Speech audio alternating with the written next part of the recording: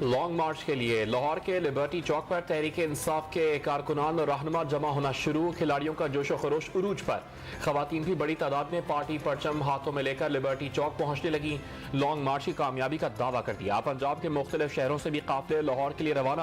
ساہیوال، پاک پتن، اوکاڑا، چیچاوتی سمیت دیگر شہروں سے بھی بڑی تعداد میں کارکنان لانگ مارچ میں شرکت کے لیے نکل پڑے. پی ٹی آئی کا لانگ مارچ آج لاہور میں ہی ختم ہو جائے گا. پہلے روز لبرٹی اجرا داتا دربار سے ہوتا ہوا آزادی چوک پر پہنچ کر اختتام پذیر ہوگا. دوسرے روز کا آغاز شادرہ سے ہوگا، کاموکی پر اختتام پذیر ہو جائے گا. تیسرے روز کاموکی سے گجرانوالا اور پیر کو گجرانوالا سے سیالکوٹ تک جائے گا. منگل کو گجرات لالا موسا، کھاریا اور جہلم تک ہوگا. لانگ مارچ بدھ کو جہلم سے راولپنڈی پہنچے گا. تاریخی اجتماع کے ذریعے تاریخ ساز فیصلے ہونے جا رہے ہیں. اصل مقصد پاکستان کی حقیقی آزادی اور عام انتخابات ہیں. عوام کو بند کمرے کے فیصلوں کو مسترد کرنا چاہیے. اسد عمر اور فواد چودھری کی press conference. Imran Khan Liberty چوک لاہور سے سیاست کے آخری 5 اوورز کرانے جا رہے ہیں. عوام نکل آئے تو کرپٹ ٹولے کو بھاگنے کی جگہ نہیں ملے گی. دعا ہے کہ لانگ مارچ امن و امان اور قانون کے مطابق اپنے مقاصد حاصل کرے. شیخ رشید احمد کا ٹویٹ. اسلام آباد پر چڑھائی کی اجازت نہیں. جتھا اگر آیا تو ایسا حال کریں گے کہ آئندہ کبھی احتجاج کا سوچیں گے بھی نہیں. ضرورت پڑی تو گورنر راج کی اسمبلی ضرور کیبنٹ کو بھیجوں گا. پاک فوج کی کال کی پریس کانفرنس نے جھوٹ کا بیانیہ رد کر دیا. عوام کو حقیقت کا علم ہو گیا. وزیر داخلہ کی میڈیا سے گفتگو. والدین بچوں بچیوں اور فیملیز کو خونی مارچ سے محفوظ رکھیں. فوراً پنڈت فتنہ صرف فوج میں بغاوت اور شہداء کے خلاف مہم چلا سکتا ہے. اس کے ساتھ وہی سلوک ہو رہا ہے جس کا وہ مستحق تھا. وفاقی وزیر اطلاعات مریم اورنگزیب کا بیان. اسلام آباد میں جلسے اور دھرنے کی اجازت کے لیے رہنما تحریک انصاف ضلع انتظامیہ سے مذاکرات کرنے ڈی سی آفس پہنچ گئے. بابر آبان اور علی نواز آبان ڈی سی اسلام آباد سے مذاکرات کریں گے. اسٹیبلشمنٹ کی سیاست سے کنارہ کشی کا اعلان خوش آئند، لیکن طویل مداخلت کے نقصان کی تلافی کیسے ہوگی؟ امیر جماعت اسلامی کا سوال. اعتماد بحال کرنے کے لیے آئندہ کیا لاہ عمل اختیار کیا جائے گا؟ قوم کو بتانے کا مطالبہ کر دیا. ارشد شریف قاتل کیس کی تحقیقات کے لیے ٹیم کینیا روانہ. 2 رکنی ٹیم میں آئی بی اور ایف آئی اے کے نمائندے شامل. فیکٹ فائنڈنگ کمیٹی کو ارشد شریف کی پوسٹ مارٹم رپورٹ سمیت دیگر دستاویزات فراہم کر دی گئیں.